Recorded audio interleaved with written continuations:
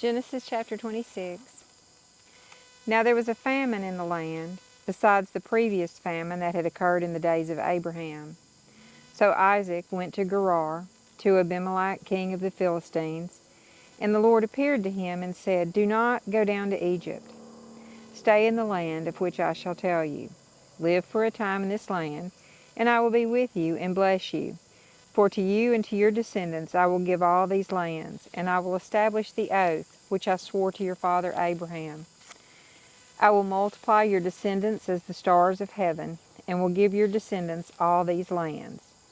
And by your descendants all nations of the earth shall be blessed, because Abraham obeyed me and fulfilled his duty to me and kept my commandments, my statutes, and my laws. So Isaac lived in Gerar. When the men of the place asked about his wife, he said, She is my sister.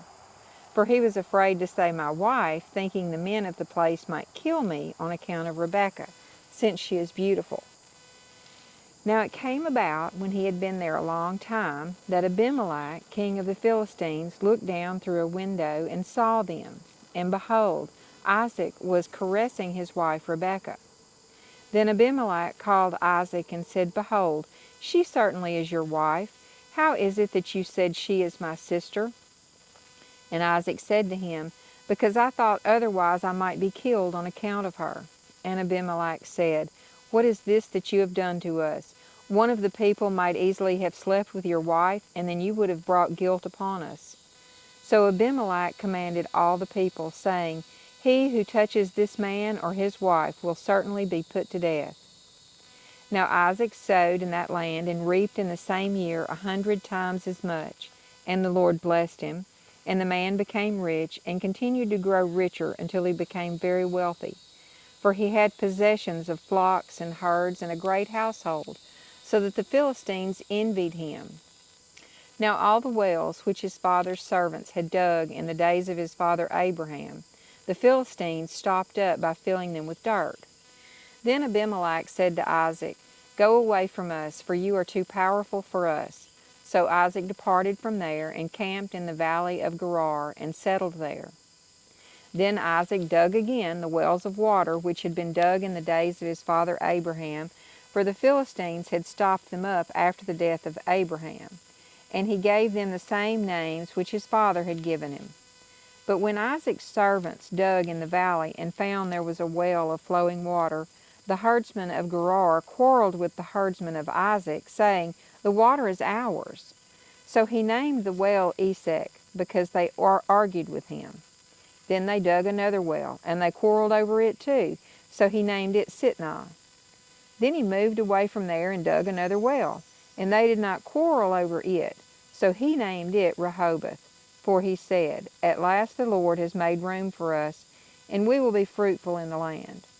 And he went up from there to Beersheba. And the Lord appeared to him the same night, and said, I am the God of your father Abraham. Do not fear, for I am with you. I will bless you and multiply your descendants for the sake of my servant Abraham. So he built an altar there and called upon the name of the Lord, and pitched his tent there, and there Isaac's servants dug a well. Then Abimelech came to him from Gerar with his advisor Ahuzzath and Phicol, the commander of his army. Isaac said to him, Why have you come to me, since you hate me and have sent me away from you? They said, We have seen plainly that the Lord has been with you.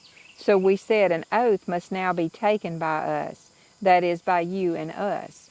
So let us make a covenant with you, that you will do us no harm, just as we have not touched you and have done nothing to you but good, and have sent you away in peace. You are now the blessed of the Lord. Then he made them a feast, and they ate and drank. In the morning they got up early and exchanged oaths. Then Isaac sent them away, and they left him in peace.